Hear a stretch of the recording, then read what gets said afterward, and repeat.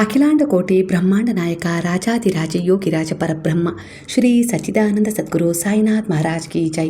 ಗುರುವಿನ ಪಾದಾರವಿಂದಗಳಿಗೆ ವಂದಿಸುತ್ತಾ ನಮಸ್ತೆ ಸ್ನೇಹಿತರೆ. ಗುರುವಿನ ಆಶೀರ್ವಾದ, ಭಗವಂತನ ದಯೆ, ಕರುಣೆಯಲ್ಲಿ, ಪ್ರೇಮದಲ್ಲಿ ಹಾಗೆ ಅವರ ಕೃಪೆಯಲ್ಲಿ ನೀವು ಸಂರಕ್ಷಿಸಲ್ಪಡ್ತಾ ಇರುವ ಒಂದು ಸೋಲ್ ಅಂದರೆ ಒಂದು ದಿವ್ಯ ಆತ್ಮವಾಗಿದ್ದೀರಾ. ನಾನು ಕೂಡ ಅದೇ ರೀತಿ ಪ್ರಾರ್ಥನೆಯನ್ನು ಮಾಡ್ತಾ ಇವತ್ತಿನ ರೀಡಿಂಗ್ ಶುರು ಮಾಡ್ತಾ ಇದ್ದೀನಿ. ಸ್ನೇಹಿತರೆ, ಎಂದಿನಂತೆ ಇದೊಂದು ಜನರಲ್ ರೀಡಿಂಗ್ ಆಗಿರುತ್ತೆ. ಹಾಗೆ ಇದು ಕನೆಕ್ಟಿವ್ ಎನರ್ಜಿಲಿರುತ್ತೆ. ಯಾವ ಸಮಯದ ಎನರ್ಜಿ ಪ್ರಕಾರ ನೀವು ಈ ರೀಡಿಂಗ್ನ ಎನರ್ಜಿಗೆ ಕನೆಕ್ಟ್ ಆಗ್ತಿರೋ, ನೀವು ನಂಬಿದ ದೈವಶಕ್ತಿಯನ್ನು, ಗುರುವನ್ನು ಸ್ಮರಣೆ ಮಾಡಿಕೊಂಡು ಈ ಎನರ್ಜಿಗೆ ಕನೆಕ್ಟ್ ಆಗ್ತಿರೋ, ಖಂಡಿತವಾಗಿ ಈ ಎನರ್ಜಿ ನಿಮ್ಮನ್ನು ಹೀಲ್ ಮಾಡುತ್ತೆ, ಗೈಡ್ ಮಾಡುತ್ತೆ, ಹಾಗೆ ಪ್ರೊಟೆಕ್ಟ್ ಕೂಡ ಮಾಡುತ್ತೆ, ಹಾಗೆ ಸರಿಯಾದ ನಿರ್ಧಾರಗಳನ್ನ ತೆಗೆದುಕೊಳ್ಳುವಲ್ಲಿ ಸಹಾಯ ಮಾಡುತ್ತೆ. ಮೊದಲನೇದಾಗಿ ಇಲ್ಲಿ ನಿಮಗೆ ಬಾಬಾ ಯಾವ ರೀತಿ ಒಂದು ಮೆಸೇಜನ್ನು ಕೊಡ್ತಾ ಇದ್ದಾರೆ, ನಿಮ್ಮ ನಂಬಿಕೆಗೆ ಅನುಸಾರವಾಗಿ ನೀವು ನಂಬಿದ ದೈವಶಕ್ತಿಗಳು ಕೂಡ ನಿಮ್ಮನ್ನು ಯಾವ ರೀತಿ ಎಚ್ಚರಿಸ್ತಾ ಇದ್ದಾವೆ, ಯಾವ ರೀತಿ ಒಂದು ಬ್ಲೆಸ್ಸಿಂಗ್ ಮಾಡ್ತಾ ಇದ್ದಾವೆ. ಈ ಸಮಯದ ಎನರ್ಜಿ ಪ್ರಕಾರ ನೀವೊಂದು ಸುಂದರವಾದ ಆಶೀರ್ವಾದಗಳಿಂದ ಆಶೀರ್ವಾದಿಸಲ್ಪಟ್ಟಿದ್ದೀರಾ ಅನ್ನೋ ರೀತಿಯಲ್ಲಿ ಕಾಣಿಸ್ತದೆ. ನೀವು ಒಂದು ಅದೃಷ್ಟವಂತ ಆತ್ಮವಾಗಿದ್ದೀರಾ. ಇಲ್ಲಿ ನಿಮ್ಮ ಒಂದು ಭಿನ್ನ ಭಿನ್ನವಾದ ಆತ್ಮಗಳಿಗಿಂತ ಹೆಚ್ಚು ಭಗವಂತನ ಕೃಪೆಯನ್ನು ಅದ್ಭುತವಾದ ರೀತಿಯಲ್ಲಿ ಪಡ್ಕೊಂಡಿದೆ. ಅಂದರೆ ಅಂಥ ಒಂದು ದಿವ್ಯ ಶಕ್ತಿ ನಿಮ್ಮ ಪವಿತ್ರ ಆತ್ಮಕ್ಕಿದೆ. ಅಂದರೆ ನಿಮ್ಮ ಆಲೋಚನೆಗಳು ಅಷ್ಟೊಂದು ಪವಿತ್ರವಾಗಿದ್ದಾವೆ. ಹಾಗಾಗಿ ಇದೇ ರೀತಿ ಒಂದು ಎನರ್ಜಿ ಇಲ್ಲಿ ಕನೆಕ್ಟ್ ಆಗ್ತದೆ. ಅದು ಯಾಕಂದರೆ ಅದನ್ನು ಇಲ್ಲಿ ನಾನು ಹೇಳ್ತಾ ಇಲ್ಲ. ಈಗಿನ ನಿಮ್ಮ ಎನರ್ಜಿ, ನೀವು ನಂಬಿದ ಗುರುವು, ಹಾಗೆ ಭಗವಂತನ, ಹಾಗೆ ಈ ಬ್ರಹ್ಮಾಂಡದ ಕೆಲವು ಶಕ್ತಿಗಳ ಎನರ್ಜಿ, ಹಾಗೆ ಅದರ ಜೊತೆ ನಿಮ್ಮ ಇಂದಿನ ಕರ್ಮಗಳ ಉದ್ದೇಶದ ಎನರ್ಜಿ ಕೂಡ ಕನೆಕ್ಟ್ ಆಗಿ ಹೇಳ್ತಾ ಇದೆ. ಹಾಗೆ ಇಲ್ಲಿ ಎನರ್ಜಿಗೆ ಈಗ ಕನೆಕ್ಟ್ ಆಗಿದ್ದೀರಾ. ಈ ವಿಚಾರ ಕೂಡ ನೀವೊಂದು ಗ್ರೇಟ್ ಸೋಲ್ ಅನ್ನೋದೇ ಕಾಣಿಸ್ತಾ ಇದೆ. ಆದರೆ ಒಂದು ಪವಿತ್ರ ಆತ್ಮ ಅಂತ ಹೇಳಿ ಇಲ್ಲಿ ಕಾಣಿಸ್ತಾ ಇದೆ ಅಂದರೆ ಇದಕ್ಕೆ ನಿಮ್ಮದೇ ಆದ ಒಂದು ಪ್ರಾರಬ್ಧ ಕರ್ಮ ಕಾರಣ ಅಂತಲೂ ಕೂಡ ಕಾಣಿಸ್ತಾ ಇದೆ. ನಿಮ್ಮ ಎನರ್ಜಿಗೆ ಇಲ್ಲಿ ಕನೆಕ್ಟ್ ಆಗಿರುವ ಸಂದೇಶ ಇದೇ ಆಗಿದೆ ಅನ್ನೋ ರೀತಿಯಲ್ಲಿ ಕಾಣಿಸ್ತಾ ಇದೆ. ಈ ಗುರುವಿನಲ್ಲಿ ನೀವು ಎಷ್ಟು ನಂಬಿಕೆ ಇಟ್ಟಿದ್ದೀರಾ ಅನ್ನೋ ರೀತಿಲಿ ಎನರ್ಜಿ ಕನೆಕ್ಟ್ ಆಗ್ತಿದೆ. ಅಂದರೆ ಗುರುವಂದರೆ ನಿಮಗೆ ತುಂಬ ಇಷ್ಟ, ಬಾಬಾ ಅಂದರೆ ನಿಮಗೆ ತುಂಬ ಪ್ರೀತಿ. ಹಲವು ದೇವರುಗಳನ್ನು ಕೂಡ ನೀವು ಪ್ರೀತಿ ಮಾಡ್ತೀರಾ. ಆದರೆ ಎಷ್ಟೇ ದೇವರನ್ನು ಪ್ರೀತಿ ಮಾಡಿದರೂ ಕೂಡ ಒಬ್ಬರು ತುಂಬ ಇಷ್ಟ ದೇವರು ಅಂತ ಇರ್ತಾರಲ್ಲ, ಆ ರೀತಿ ಗುರು ಅಂದರೆ ನಿಮಗೆ ತುಂಬ ಪ್ರಮುಖ ಸ್ಥಾನ. ಅಂದರೆ ಅವರಂದರೆ ನಿಮಗೆ ತುಂಬ ಇಷ್ಟ ಅನ್ನೋ ರೀತಿಯಲ್ಲಿ ನೀವು ಪೂಜಿಸ್ತೀರಾ, ಆರಾಧಿಸ್ತೀರಾ. ಅಂದರೆ ಅವರನ್ನು ದೇವರು ಅನ್ನೋ ಭಾವದಿಂದ ನೋಡೋದಕ್ಕಿಂತ ಅವರು ನಿಮ್ಮನ್ನು ಗೈಡ್ ಮಾಡ್ತಾ ಇರುವ ಒಂದು ಪವಿತ್ರವಾದ ಆತ್ಮ ಶಕ್ತಿ, ನಿಮ್ಮ ಒಂದು ಭರವಸೆ, ನಂಬಿಕೆ ಅನ್ನೋ ರೀತಿಲಿ ಅವರಲ್ಲಿ ನೀವು ಸಮರ್ಪಣೆಯಾಗಿದ್ದೀರಾ. ಅಂದರೆ ಅವರೊಬ್ಬರು ನಿಮ್ಮ ಕಷ್ಟಗಳನ್ನು ಕೇಳ್ತಾ ಇರುವ ಒಂದು ದಿವ್ಯ ಶಕ್ತಿ ಅಂತೇಳಿ ನಿಮಗೆ ಅನಿಸುತ್ತೆ. ಯಾರ ಹತ್ರನೂ ಹೇಳ್ಕೊಳಕ್ಕಾಗದೇ ಇರುವ ವಿಚಾರಗಳನ್ನು ಅವ್ರ ಹತ್ರ ಹೇಳ್ಕೊಳ್ತೀರಾ. ಅದೇ ರೀತಿ ಅವರು ನಿಮಗೆ ಭಾವನಾತ್ಮಕವಾಗಿ ಸ್ಪಂದಿಸ್ತಾ ಇದ್ದಾರೆ ಅನ್ನುವ ಅನುಭವಕ್ಕೂ ಕೂಡ ನೀವು ಈ ಸಮಯದಲ್ಲಿ ಸಾಕ್ಷಿಯಾಗಿದ್ದೀರಾ ಅನ್ನೋ ರೀತಿಯಲ್ಲಿ ಕಾಣಿಸ್ತಾ ಇದೆ. ಹಾಗಾಗಿ ಆದರೂ ಕೂಡ ಹಾಗೆ ಪ್ರತಿ ಕ್ಷಣವೂ ಕೂಡ ನೀವು ಅವರ ಜೊತೆ ಇರುವ ಒಂದು ಅನುಭವವನ್ನು ಹೊಂದುತ್ತಾ ಇದ್ದೀರಾ. ಅಂದರೆ ಅವರು ನಿಮ್ಮ ಜೊತೆ ಇದ್ದಾರೆ ಅನ್ನೋ ರೀತಿಲಿ ನಿಮಗೆ ಒಂದು ಅನುಭವ ಆಗ್ತಾ ಇರುತ್ತೆ. ಹಾಗೆಯೇ ನಿಮ್ಮ ವಿಚಾರಗಳು, ಉದ್ದೇಶಗಳ ಜೊತೆ ನೀವು ಅವರಿಗೆ ಕನೆಕ್ಟ್ ಆಗಿದ್ದೀರಾ ಅನ್ನೋ ರೀತಿಯಲ್ಲೂ ಕೂಡ ನಿಮಗೆ ಈ ಸಮಯದಲ್ಲಿ ಅನುಭವ ಆಗ್ತಾ ಇದೆ. ಇಲ್ಲಿ ಒಂದು ದೇವಿಯ ಎನರ್ಜಿ ಕೂಡ ನಿಮಗೆ ಕನೆಕ್ಟ್ ಆಗಿದೆ. ಆ ದೇವಿಯಲ್ಲೂ ಕೂಡ ಅಷ್ಟೇ ನಂಬಿಕೆ ಇಟ್ಟಿದ್ದೀರಾ ಅನ್ನೋ ರೀತಿಲಿ ಕನೆಕ್ಟ್ ಆಗ್ತಾ ಇದೆ. ಹಾಗೆ ಇಲ್ಲಿ ಗುರುವಿನ ಮಾರ್ಗದರ್ಶನದ ಅನುಸಾರವಾಗಿ ನೀವು ಅನೇಕ ರೀತಿಯ ಒಂದು ವಿಚಾರಗಳಲ್ಲಿ ಪರಿವರ್ತನೆ ತಗೊಂಡಿದ್ದೀರಾ. ಹಿಂದೆ ನೀವು ನಂಬಿದ ದೇವರಲ್ಲಿ ಯಾವ ರೀತಿ ನಂಬಿಕೆ ಇಡ್ತಿದ್ರಿ, ಈಗ ಆ ನಂಬಿಕೆ ಯಾವ ರೀತಿ ಬದಲಾಗಿ ನೀವು ಅವರಲ್ಲಿ ಇನ್ನೂ ಹೆಚ್ಚಿನ ಸಮರ್ಪಣಾ ಭಾವದಿಂದ ಶರಣಾಗಿದ್ದೀರಾ. ಅದಕ್ಕೆ ಗುರುವಿನ ಮಾರ್ಗದರ್ಶನ ಅವರು ನಿಮ್ಮ ಜೀವನದಲ್ಲಿ ಬಂದ ಮೇಲೆ ಆದ ಪರಿವರ್ತನೆಯನ್ನು ಅಲ್ಲಿ ಸೂಚಿಸ್ತಾ ಇದೆ. ನೀವು ಶಿವನ ರೂಪವನ್ನು ಕೂಡ, ಅಂದರೆ ಶಿವನಿಗೆ ಅನೇಕ ರೂಪಗಳಿದ್ದಾವೆ, ಅವುಗಳಲ್ಲಿ ನೀವು ಅನೇಕರ ಎನರ್ಜಿ ಕನೆಕ್ಟ್ ಆಗ್ತಾ ಇರೋದ್ರಿಂದ ನೀವು ಶಿವನ ಭಿನ್ನ ಭಿನ್ನವಾದ ರೂಪಗಳನ್ನು ಕೂಡ ನೀವು ಆರಾಧನೆ ಮಾಡ್ತೀರಾ ಅನ್ನೋ ರೀತಿಯಲ್ಲಿ ಕಾಣಿಸ್ತಾ ಇದೆ. ಹಾಗೆ ಇಲ್ಲಿ ನೀವು ಗುರುವಿಗೆ ತುಂಬ ಹೆಚ್ಚಿನ ಮಟ್ಟದಲ್ಲಿ ಪ್ರಾಮುಖ್ಯತೆ ಕೊಟ್ಟಿದ್ದೀರಾ. ಅಂದರೆ ಇಲ್ಲಿ ಗುರುವಿನಲ್ಲಿ ನೀವು ಪ್ರೇಮದ ರೂಪವನ್ನು, ದಯೆಯ ರೂಪವನ್ನು, ಹಾಗೆ ಒಂದು ಕರುಣೆಯ ರೂಪವನ್ನು ನೋಡಿ ಅವರಲ್ಲಿ ನೀವು ತುಂಬ ಒಂದು ಹೈ ಎನರ್ಜಿಯೊಂದಿಗೆ ಕನೆಕ್ಟ್ ಆಗಿದ್ದೀರಾ ಅನ್ನೋ ರೀತಿಯಲ್ಲಿ ಕಾಣಿಸ್ತದೆ. ಇಲ್ಲಿ ನೀವು ನಿಮ್ಮ ಒಂದು ಪೂರ್ಣವಾಗಿ ಗುರುವಿನಲ್ಲಿ ಶರಣಾಗಿದ್ದರೂ ಕೂಡ ಎಲ್ಲೋ ಒಂದು ರೀತಿಯಲ್ಲಿ 1% ಸಂದೇಹ ಕಾಣಿಸ್ತಾ ಇದೆ ಅನ್ನೋ ರೀತಿಯಲ್ಲಿ ಕಾಣಿಸ್ತಾ ಇದೆ. ಅಂದರೆ ನಿಮ್ಮ ಪ್ರಾರ್ಥನೆ ಇರುತ್ತೆ, ಗುರುವಿನ ಶರಣದಲ್ಲಿ ಅದನ್ನು ಸಮರ್ಪಣೆ ಮಾಡಿರ್ತೀರ, ಆದರೆ ಅದು ಆಗತ್ತಾ ಇಲ್ವಾ ಅನ್ನುವ ಸಂದೇಹ ಕೆಲವು ಬಾರಿ ನಿಮಗೆ ಭಯದಿಂದಾಗಿರ್ಬೋದು, ಆತಂಕದಿಂದ ಆಗಿರ್ಬೋದು ಬಂದ್ಬಿಡುತ್ತೆ. ಇಲ್ಲವೇ ಸಮಯಕ್ಕೆ ಸರಿಯಾಗಿ ಆಗತ್ತಾ, ಆಗಲಿಲ್ಲ ಅಂದರೆ ಅಲ್ಲಿ ಏನಾದರೂ ಸಮಸ್ಯೆ ಎದುರಾಗ್ಬೋದಾ, ಇಲ್ಲ ಯಾರಾದರೂ ನಮಗೆ ಏನಾದರೂ ಮಾಡ್ಬೋದಾ, ಅನಾಹುತ ಆಗ್ಬೋದಾ, ಇಲ್ಲ ಸಮಯಕ್ಕೆ ಅನುಗುಣ ಆಗಲಿಲ್ಲ ಅಂದರೆ ಅದು ನನಗೆ ಸಿಗಲ್ವಾ ಅನ್ನೋ ರೀತಿಲಿ ಸ್ವಲ್ಪ ಸಂದೇಹದ ಭಯ ಇಲ್ಲಿ ಕಾಣಿಸ್ತಾ ಇದೆ. ಅದೇ 1% ಸಮರ್ಪಣೆ ಇಲ್ಲಿ ಕಡಿಮೆ ಇದೆ ಅನ್ನೋ ರೀತಿಲಿ ಕಾಣಿಸ್ತಾ ಇದೆ. ಅದರಿಂದ ಕೂಡ ಇಲ್ಲಿ ಒಂದಿಷ್ಟು ಅಡೆತಡೆಗಳು ಕಾಣಿಸ್ತಾ ಇದೆ. ಅಂದರೆ ಪೂರ್ಣ ಪ್ರಮಾಣದ ಸಮರ್ಪಣೆ ಇದ್ದಾಗ ಆ ಪ್ರಾರ್ಥನೆ ಫಲಿಸುತ್ತೆ. ಅಂದರೆ ನಿಮ್ಮ ಕರ್ಮಗಳು ಏನೇ ಇದ್ರೂ ಕೂಡ ಆ ದೋಷಗಳನ್ನು ದೂರ ಮಾಡೋದ್ರ ಜೊತೆಗೆ ನಿಮ್ಮ ಮೂಲಕವೇ ಆ ದೋಷಗಳನ್ನು ನಿವೃತ್ತಿ ಮಾಡ್ಕೊಳ್ಳೋದ್ರ ಜೊತೆಗೆ ನಿಮಗೆ ಆ ಒಂದು ಪ್ರಾರ್ಥನೆಗೆ ಫಲ ಸಿಗುವ ಹಾಗೆ ಗುರುವು ಒಂದು ಯೋಜನೆಯನ್ನು ಮಾಡ್ತಾರೆ. ಆದರೆ ಇಲ್ಲಿ ನಿಮ್ಮ ಪ್ರಾರ್ಥನೆಯ ಮೇಲೆ ನಿಮಗೆ ಸಂದೇಹ ಇದ್ದಾಗ, ನೀವು ನಂಬಿದ ಗುರುವಿನ ಶರಣದಲ್ಲಿ ನೀವಿದ್ದೀರಾ, ಆದರೂ ಕೂಡ ಅವರ ಶರಣದಲ್ಲಿದ್ದು ಅವರ ಪಾದಗಳಲ್ಲಿದ್ದೂ ಕೂಡ ನೀವೆಲ್ಲೋ ಒಂದು ರೀತಿಯಲ್ಲಿ ಸಂದೇಹದಲ್ಲಿದ್ದೀರಾ ಅಂದರೆ ಅಲ್ಲಿಗೆ ನಿಮ್ಮದೇ ಆದ ಪ್ರತಿಫಲವನ್ನು ಅಂದರೆ ಪ್ರಾರ್ಥನೆ ಪೂಜೆಯಿಂದ ನೀವೇನು ಒಂದು ಒಳ್ಳೆಯ ಉದ್ದೇಶದ ಕರ್ಮಗಳಿಂದ ಪಡೆದುಕೊಳ್ಬೇಕಾಗಿರುವ ಒಂದು ಭಾಗ್ಯವನ್ನು ಸ್ವಲ್ಪ ಅದರಲ್ಲಿ ವ್ಯತ್ಯಾಸ ಮಾಡ್ಕೊಳ್ತೀರಾ. ಯಾಕಂದರೆ ಅಡೆತಡೆ ತರ್ತಾ ಇರೋದು ನಿಮ್ಮ ಒಂದೇ 1% ಸಂದೇಹ ಅನ್ನೋ ರೀತಿಯಲ್ಲಿ ಕಾಣಿಸ್ತಾ ಇದೆ. ಅದರಿಂದ ಇಲ್ಲಿ ಒಂದು ಎನರ್ಜಿ ಯಾವ ರೀತಿ ಕನೆಕ್ಟ್ ಆಗ್ತದೆ ಅಂದರೆ ಇನ್ನೂ ನೀವು ಸ್ವಲ್ಪ ಏನೋ ಕಲಿಯೋದಿದೆ. ಹಾಗಾಗಿ ಅಲ್ಲೆಲ್ಲೋ ಒಂದು ರೀತಿಲಿ ಅದರ ಆಯ್ಕೆಯನ್ನು ನೀವೇ ಮಾಡ್ಕೊಂಡ್ಬಿಟ್ಟಿದ್ದೀರಾ. ಹೇಗೆ ಅಂದರೆ ಪೂರ್ಣವಾದ ಸಮರ್ಪಣೆ ಇಲ್ಲದೆ 1% ಸಂದೇಹ ಪಟ್ಟದ್ದಕ್ಕೆ ನೀವಿನ್ನೂ ಸ್ವಲ್ಪ ಪರೀಕ್ಷೆಗೆ ಒಳಪಡುವ ಸಮಯ ಇದಾಗಿದೆ. ಯಾಕಂದರೆ ಪೂರ್ಣವಾದ ಪಕ್ವವಾಗದ ಹೊರತು ಆ ಹಣ್ಣನ್ನು ತಿನ್ಲಿಕ್ಕೆ ಬರೋದಿಲ್ಲ. ಅದರಲ್ಲಿ ಸ್ವಲ್ಪ ಹುಳಿ ಇರುತ್ತಲ್ವ, ಅದೇ ರೀತಿ ಅಂದರೆ ಸ್ವಲ್ಪ ಇನ್ನೂ ಹುಳಿಯ ಅಂಶ ನಿಮ್ಮಲ್ಲಿದೆ. ಆ ಹುಳಿಯ ಅಂಶ ಹೋಗಿ ಪೂರ್ಣ ಹಣ್ಣಾಗಬೇಕು ನೀವು ಅನ್ನೋ ರೀತಿಲಿ ಇಲ್ಲಿ ಗುರು ಒಂದಿಷ್ಟು ಅಡೆತಡೆಗಳನ್ನು ತರ್ತಾ ಇದ್ದಾರೆ. ಯಾಕಂದರೆ ಅದು ಅವ್ರು ತರಬೇಕು ಅನ್ನೋ ರೀತಿಲಿ ಉದ್ದೇಶದಿಂದ ತರ್ತಾ ಇಲ್ಲ. ನಿಮ್ಮದೇ ಪ್ರಾರ್ಥನೆ ಮೇಲೆ, ನಿಮ್ಮದೇ ಒಂದು ಕೆಲಸದ ಮೇಲೆ, ನಿಮ್ಮದೇ ಒಂದು ಗುರುವಿನಲ್ಲಿ ಸಮರ್ಪಣೆಯಾದ ಒಂದು ಭಕ್ತಿಯ ಮೇಲೆ ನಿಮಗೆ ಸ್ವಲ್ಪ ಕೊಂಚ ಅನುಮಾನ ಇದೆ. ಹಾಗಾಗಿ ಇಲ್ಲಿ ಸ್ವಲ್ಪ ಅಡೆತಡೆ ಕಾಣಿಸ್ತಾ ಇದೆ ಕೆಲವರ ಎನರ್ಜಿಗೆ. ಕೆಲವೊಂದು ಸಾರಿ ನಿಮ್ಮ ಸಂಬಂಧಗಳು ಅನ್ನೋ ರೀತಿಲಾಗಿರ್ಬೋದು, ಇಲ್ಲ ನಿಮ್ಮವರು ಅನ್ನೋ ರೀತಿಲಾಗಿರ್ಬೋದು, ನೀವು ಸರಿಯಾದ ನಿರ್ಧಾರಗಳನ್ನು ತೊಗೊಳಕ್ಕಾಗಲ್ಲ. ಇಲ್ಲೋ ಒಂದು ರೀತಿಲಿ ಅಧರ್ಮದ ಜೊತೆ ಆಗಿ ನಿಂತು ಬಿಡ್ತಿರೋ, ಇಲ್ಲ ಅದಕ್ಕೆ ಸಹಾಯ ಮಾಡ್ತಿರೋ, ಅದು ಕೂಡ ಒಂದು ಕರ್ಮವಾಗಿ ಕಾಡ್ತಾ ಇದೆ ಅನ್ನೋ ರೀತಿಯಲ್ಲಿ ಕಾಣಿಸ್ತಿದೆ ಕೆಲವರ ಎನರ್ಜಿಗೆ. ಅಂದರೆ ನಿಮ್ಮವರೇ ಅಪ್ಪ, ನಿಮ್ಮ ಮಕ್ಕಳಾಗಿರ್ಬೋದು, ಯಾರೋ ಆಗಿರ್ಬೋದು, ಅವರು ತಪ್ಪು ಮಾಡಿದ್ರು ಕೂಡ ಅದನ್ನು ಮುಚ್ಚಿ ಹಾಕುವ ಪ್ರಯತ್ನ ನೀವು ಮಾಡ್ತಾ ಇದ್ದೀರಾ ಅಂದರೆ ಅದು ಎಲ್ಲ ಸಮಯದಲ್ಲೂ ಒಂದೇ ರೀತಿ ಇರೋದಿಲ್ಲ. ಅವರು ತುಂಬ ಒಳ್ಳೆಯ ಉದ್ದೇಶವನ್ನು ಇಟ್ಕೊಂಡು ಒಂದು ತಪ್ಪಿಗೆ ಸಿಕ್ಕಾಕೊಂಡ್ರು ಅಂದರೆ ಅವರನ್ನು ರಕ್ಷಿಸೋದ್ರಲ್ಲಿ ಅರ್ಥ ಇದೆ. ಅದೇ ನೀವು ಅವ್ರು ನಿಜವಾಗ್ಲೂ ತಪ್ಪು ಮಾಡಿದ್ದಾರೆ, ಅವರಿಂದ ಒಬ್ರಿಗೆ ಅನ್ಯಾಯ ಆಗಿದೆ, ಅವರಿಗಿಂದ ಒಬ್ಬರಿಗೆ ಮೋಸ ಆಗಿದೆ, ನೋವಾಗಿದೆ, ಆದರೂ ಕೂಡ ಆ ತಪ್ಪನ್ನು ಮುಚ್ಚಾಕಲಿಕ್ಕೆ ನೀವು ಪ್ರಯತ್ನ ಪಡ್ತಾ ಇದ್ದೀರಾ. ಅಲ್ಲಿ ಅವರಿಗೆ ಒಂದು ನೀನು ಮಾಡಿದ್ದು ತಪ್ಪು ಅಂತ ಹೇಳೋದ್ರ ಬದಲು ನೀವೆಲ್ಲೋ ಒಂದು ರೀತಿಯಲ್ಲಿ ದುಡುಕಿ ಅಧರ್ಮದ ದಾರಿಗೆ ನೀವು ಇಳಿದಾಗ ಕೂಡ ನಿಮ್ಮ ಜೀವನದಲ್ಲಿ ಒಂದಿಷ್ಟು ಅಡೆತಡೆಗಳು ಕಾಣುತ್ತೆ. ಯಾಕಂದರೆ ಅದು ಕರ್ಮವನ್ನು ಬೇರೆದೇ ರೀತಿಯಲ್ಲಿ ಪರಿವರ್ತನೆ ಮಾಡಿಕೊಡ್ತದೆ. ಅಂದರೆ ಪ್ರಾರಬ್ಧ ಕರ್ಮದಲ್ಲಿ ಒಳ್ಳೆಯದಾಗಬೇಕು ಅಂತ ಇದ್ದರೂ ಕೂಡ ಈ ಒಂದು ಕ್ರಿಯಾಮಣ ಕರ್ಮದಲ್ಲಿ ಅಂದರೆ ಈಗಿನ ವಾಸ್ತವ ಸ್ಥಿತಿಯಲ್ಲಿ ಪ್ರಸ್ತುತ ಎನರ್ಜಿಗೆ ನೀವೇನು ತಪ್ಪು ಮಾಡ್ತಾ ಇದ್ದೀರಲ್ಲ ಅದರ ಆಧಾರದ ಮೇಲೆ ಭಿನ್ನವಾದ ಫಲಕ್ಕೆ ನೀವು ಸಾಕ್ಷಿ ಆಗ್ತೀರಾ ನಿಮ್ಮ ಜೀವನ ಅನ್ನೋ ರೀತಿಯಲ್ಲಿ ಕಾಣಿಸ್ತಾ ಇದೆ. ಕೆಲವೊಂದು ಸಾರಿ ನಿಮ್ಮದೇ ಮಗು ಆಗಿರ್ಬೋದು, ಇಲ್ಲ ನಿಮ್ಮದೇ ಸಂಬಂಧಗಳಾಗಿರ್ಬೋದು, ಕೆಲವೊಂದು ಸಾರಿ ನಿಮ್ಮವರೇ ಆಗಿರ್ಬೋದು, ಅವರು ತಪ್ಪು ಮಾಡಿದ್ದಾರೆ ಅಂದ ತಕ್ಷಣ ಎಲ್ಲೋ ಒಂದು ರೀತಿಯಲ್ಲಿ ಅವ್ರನ್ನ ತಿದ್ದೋ ಪ್ರಯತ್ನ ಮಾಡಬೇಕು, ಇಲ್ಲ ತಪ್ಪಿಗೆ ಒಂದು ಪ್ರಾಯಶ್ಚಿತ್ತ ಪಡುವ ರೀತಿಯಲ್ಲಿ ಅವರಿಗೆ ಗೈಡ್ ಮಾಡಬೇಕು. ಅದು ಬಿಟ್ಟು ನೀವು ಎಲ್ಲೋ ಒಂದು ರೀತಿಯಲ್ಲಿ ಅದರಿಂದ ಏನಾದರೂ ತೊಂದರೆ ಆಗಿಬಿಟ್ರೆ, ಇಲ್ಲ ಅಂದರೆ ಅವರಿಗೆ ಏನಾದರೂ ಸಮಸ್ಯೆ ಆಗಿಬಿಟ್ರೆ ಅನ್ನೋ ರೀತಿಯಲ್ಲಿ ಗಾಬರಿ ಭಯ ಯಾಕೆ ಆಗ್ತೀರಾ? ಇಲ್ಲಿ ಎಲ್ಲವೂ ನಿಮ್ಮ ಕೈಯಲ್ಲಿಲ್ಲ. ಒಳ್ಳೆಯ ರೀತಿಯಲ್ಲಿ ಧರ್ಮದ ಹಾದಿಯಲ್ಲಿ ಪ್ರಾಮಾಣಿಕವಾಗಿ ಸಾಗೋದು ಮಾತ್ರ ನಿಮ್ಮ ಕೈಲಿರೋದು. ಇಲ್ಲಿ ಗಾಳಿ, ಬೆಳಕು, ಆಕಾಶ, ನೀರು, ಅಗ್ನಿ ಎಲ್ಲವೂ ಕೂಡ ಅಂದರೆ ಜೀವ, ಜಂತು, ವಸ್ತು, ಪ್ರತಿಯೊಂದು ಈ ಪ್ರಕೃತಿ ಎಲ್ಲವೂ ಈ ಬ್ರಹ್ಮಾಂಡ ಕೂಡ ಭಗವಂತನ ಅಧೀನವಾಗಿದೆ. ಅಂದರೆ ಈ ಸೃಷ್ಟಿಯ ಕಣಕಣದಲ್ಲೂ ಕೂಡ ಅವರಿದ್ದಾರೆ, ನಾವು ಕೂಡ ಅವರ ಕಣವೇ ಆಗಿದ್ದೀವಿ ಅಂದಮೇಲೆ ನಾವ್ಯಾಕೆ ಭಯದಿಂದ ಹಾಗಾಗ್ಬೋದಾ ಹೀಗಾಗ್ಬೋದಾ ಅಂಥೇಳಿ ಯೋಚಿಸ್ಬೇಕು ಅಂಥೇಳಿ ಇಲ್ಲಿ ನಿಮಗೆ ಗುರು ಹೇಳ್ತಿದ್ರೆ, ಯಾಕೆ ಯೋಚಿಸ್ತಾ ಇದೆಯಾ, ಚಿಂತೆ ಯಾಕೆ ಮಾಡ್ತಾ ಇದೆಯಾ, ಚಿಂತನೆಗೆ ಜಾರಿಸುವ ವಿಚಾರವನ್ನು ಅಂತ ಹೇಳ್ತಾ ಇದ್ದಾರೆ. ಅದಕ್ಕೋಸ್ಕರ ನೀನು ತಪ್ಪು ಮಾಡೋ ಅವಶ್ಯಕತೆ ಇಲ್ಲ, ತಪ್ಪು ನಿರ್ಧಾರಗಳನ್ನು ತೆಗೆದುಕೊಳ್ಳುವ ಅವಶ್ಯಕತೆ ಇಲ್ಲ, ಅಧರ್ಮದ ದಾರಿಯನ್ನು ಹಿಡಿಯೋ ಅವಶ್ಯಕತೆ ಇಲ್ಲ. ಅಲ್ಲಿ ಏನಿದೆ, ತಪ್ಪು ನಡೀತಾ ಇದೆಯಾ, ಪ್ರಾಯಶ್ಚಿತ್ತ ಪಟ್ಟಿದ್ದಾರಾ ಇಲ್ವಾ, ಪಟ್ಟಿಲ್ವಾ ಅದನ್ನು ಗಮನಿಸು. ಅವರು ತಪ್ಪು ಮಾಡಿಬಿಟ್ಟಿದ್ದಾರೆ ಆಕಸ್ಮಿಕವಾಗಿ, ಅದರಿಂದ ಏನಾದರೂ ಸಮಸ್ಯೆ ಆಗಬಾರ್ದು, ತನ್ನ ತಪ್ಪನ್ನು ತಿದ್ಕೊಂಡು ಇನ್ಯಾವತ್ತೂ ಆ ತಪ್ಪನ್ನು ಮಾಡೋದಿಲ್ಲ ಅನ್ನೋ ರೀತಿಯಲ್ಲಿ ಪರಿವರ್ತನೆಯಾಗಿ, ಇಲ್ಲ ಅದೊಂದು ಒಳ್ಳೆಯ ಉದ್ದೇಶಕ್ಕಾಗಿ ಮಾಡಿದ ತಪ್ಪಾಗಿದ್ದರೆ ಆ ತಪ್ಪಿಗೆ ನಿನ್ನ ಜೊತೆಯಾಗಿ ನಿಲ್ಲು.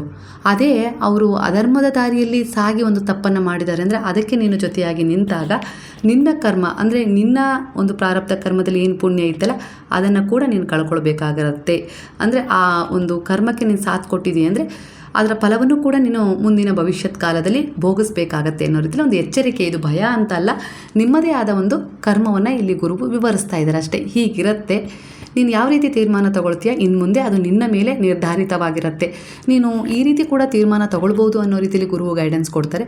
ಧರ್ಮದ ಹಾದಿಯಲ್ಲಿ ಅವರನ್ನು ತಗೊಂಡು ಬಾ, ನೀನು ಮಾಡಿದ ತಪ್ಪು, ನಿನ್ನ ತಪ್ಪನ್ನು ತಿದ್ಕೊಳ್ಬೇಕು, ಪ್ರಾಯಶ್ಚಿತ್ತ ಪಡಬೇಕು ಅನ್ನೋ ರೀತಿಯಲ್ಲಿ ಅವರ ತಪ್ಪಿಗೆ ಒಂದು ಅರಿವು ಮೂಡಿಸುವ ರೀತಿಯಲ್ಲಿ ಕೆಲಸ ಮಾಡಿದಾಗ ಅವರು ಇನ್ನೊಮ್ಮೆ ಆ ರೀತಿ ತಪ್ಪು ಮಾಡಬಾರ್ದು, ತಪ್ಪು ಮಾಡಿದರೆ ಈ ರೀತಿ ಎಲ್ಲ ಆಗತ್ತೆ ಅನ್ನೋ ರೀತಿಯಲ್ಲಿ ಅವರಿಗೊಂದು ಮನವರಿಕೆ ಆಗುತ್ತೆ. ಎಲ್ಲೋ ಅವರು ಒಂದು ಒಳ್ಳೆಯ ದಾರಿಯಲ್ಲಿ ಆ ಒಂದು ಪಶ್ಚಾತ್ತಾಪದಿಂದ ಪಟ್ಟು ಹೊರಗೆ ಬಂದು ಒಳ್ಳೆಯ ದಾರಿಯಲ್ಲಿ ಸಾಗಿದ್ರು ಅಂದರೆ ಅವರನ್ನು ಬದಲಾವಣೆ ಮಾಡಿದ ಪುಣ್ಯ ಪ್ರಾಪ್ತಿ ಕೂಡ ನಿಮಗಾಗತ್ತೆ. ಅಂದರೆ ಅವರನ್ನು ಅಧರ್ಮದ ದಾರಿಗೆ ತಳ್ಳಿದರೂ ಕೂಡ, ಸಪೋರ್ಟ್ ಮಾಡಿ ತಳ್ಳಿದರೂ ಕೂಡ ಅದರ ಒಂದು ಫಲ, ಅದರ ಒಂದು ಭಾಗ ನಿಮಗೆ ಸಿಗುತ್ತೆ.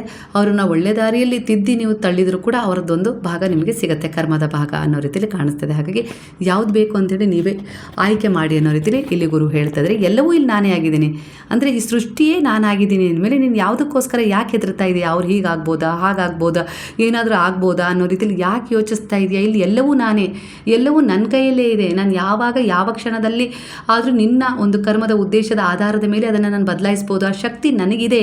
ನೀನು ಯಾಕೆ ನನ್ನಲ್ಲಿ ಅಪೂರ್ಣವಾದ ಶ್ರದ್ಧೆಯನ್ನು ಇಟ್ಟಿದೆಯಾ? ಸಮರ್ಪಣೆ ಆಗಿದೆ ಅಂದರೆ ಅದು ಪೂರ್ಣ ಪ್ರಮಾಣದಲ್ಲಿ ಸಮರ್ಪಣೆ ಆಗಬೇಕು ತಾನೇ. ನಿನ್ನ ಮಗು ತಪ್ಪಾಡಿದೆ, ಅದು ತಪ್ಪಿತಸ್ಥ ಜಾಗದಲ್ಲಿ ನಿಂತಿದೆ ಅಂದರೆ ನೀನು ಆ ಮಗುವನ್ನು ಉಳಿಸೋ ರೀತಿಯಲ್ಲಿ ಅಧರ್ಮದ ಮಾರ್ಗ ಹಿಡಿಯೋದಲ್ಲ.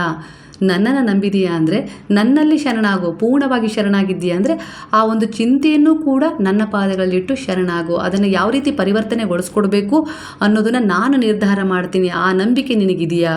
ಅಂತಹ ಸಮರ್ಪಣೆ ನೀನು ನನ್ನಲ್ಲಿಟ್ಟಾಗ ಮಾತ್ರ ಯಾವುದೇ ರೀತಿ ಚಿಂತೆಗೆ ಒಳಗಾಗೋದಿಲ್ಲ. ಚಿಂತೆಯಿಂದ ನೀನು ಮುಕ್ತಿಯನ್ನು ಪಡ್ಕೊಳ್ತೀಯ ಅನ್ನೋ ರೀತಿಯಲ್ಲಿ ಗುರು ಹೇಳ್ತಾ ಇದ್ದಾರೆ. ಅದರ ಅರ್ಥ ನಿಮ್ಗಾಗಿರ್ಬೋದು. ಯಾಕಂದರೆ ಈ ಎನರ್ಜಿಯಲ್ಲಿ ಕನೆಕ್ಟ್ ಆಗ್ತಾ ಇದೆ ಅಂದರೆ ಇಂಥದ್ದೇ ಯಾವುದೋ ಒಂದು ವಿಚಾರ ನಿಮ್ಮ ಜೀವನದಲ್ಲಿ ನಡೀತಾ ಇರ್ಬೋದು. ನಾನಿಲ್ಲಿ ಒಂದು ಮಗುವಿನ ಉದಾಹರಣೆ ಕೊಟ್ಟಿದ್ದೀನಿ. ಇದು ವೈಯಕ್ತಿಕ ಜೀವನದಲ್ಲಾಗಿರ್ಬೋದು, ಇಲ್ಲ ಯಾರನ್ನು ಮೋಸಗೊಳಿಸಿರೋ ವಿಚಾರ ಆಗಿರ್ಬೋದು, ಯಾರಿಗೂ ಅನ್ಯಾಯ ಮಾಡಿದ್ದಾಗಿರ್ಬೋದು, ಎಲ್ಲೋ ಸುಳ್ಳು ಹೇಳಿದ್ದಾಗಿರ್ಬೋದು, ಎಲ್ಲ ರೀತಿಯ ಒಂದು ವಿಚಾರ ಭಿನ್ನ ಭಿನ್ನವಾಗಿ ಕನೆಕ್ಟ್ ಆಗುತ್ತೆ. ಯಾಕಂದರೆ ಇದೊಂದು ಜನರಲ್ ರೀಡಿಂಗ್ ಆಗಿರುತ್ತೆ. ಹಾಗಾಗಿ ನಾನಿಲ್ಲಿ ವೈಯಕ್ತಿಕವಾಗಿ ಇದೆ ಅಂತ ಹೇಳಿಲ್ಲ. ನಿಮ್ಮ ಮನಸ್ಥಿತಿಗೆ ಯಾವುದು ಕನೆಕ್ಟ್ ಆಗುತ್ತೋ ಅದನ್ನು, ಆ ತಪ್ಪುಗಳನ್ನು ತಿದ್ಕೊಳ್ಳಿ, ಪ್ರಾಯಶ್ಚಿತ್ತ ಪಡಿ, ಸಂಪೂರ್ಣವಾಗಿ ಗುರುವಿನಲ್ಲಿ ಆ ಒಂದು ವಿಚಾರವನ್ನು ಇಟ್ಟು ಸಮರ್ಪಣೆ ಮಾಡಿ. ತಪ್ಪಾಗಿ ಹೋಗಿದೆ ಗುರುವೇ, ನನಗೆ ಅವ್ರ ಜೊತೆ ನಿಲ್ಲಬೇಕೋ ಬೇಡವೋ ಅದು ನನಗೆ ಗೊತ್ತಾಗ್ತಿಲ್ಲ, ನೀವೇ ನನಗೆ ದಾರಿ ತೋರಿಸ್ಬೇಕು ಅಂದಾಗ ಖಂಡಿತ ಅಲ್ಲೊಂದು ಪರಿವರ್ತನೆ ಸಿಗುತ್ತೆ. ಯಾಕಂದರೆ ಪೂರ್ಣವಾಗಿ ನೀವು ಅವರಲ್ಲಿ ಶರಣಾಗ್ಬಿಟ್ಟಿದ್ದೀರಾ ಅಲ್ವಾ. ಹಾಗಾಗಿ ನಿಮ್ಮ ಸಂಪೂರ್ಣ ಭಾರ ಅವ್ರು ಬಾರಿಸಿದ್ದಾರೆ. ಸಚ್ಚರಿತ್ರೆಯಲ್ಲಿ ಅವ್ರು ಹೇಳಿದ ಮಾತು ಹೇಗಿದೆ ಅಂದರೆ ಅವರ 11 ವಚನಗಳಲ್ಲಿ ಒಂದು ಮಾತಿದೆ. ಏನು ಗೊತ್ತಾ?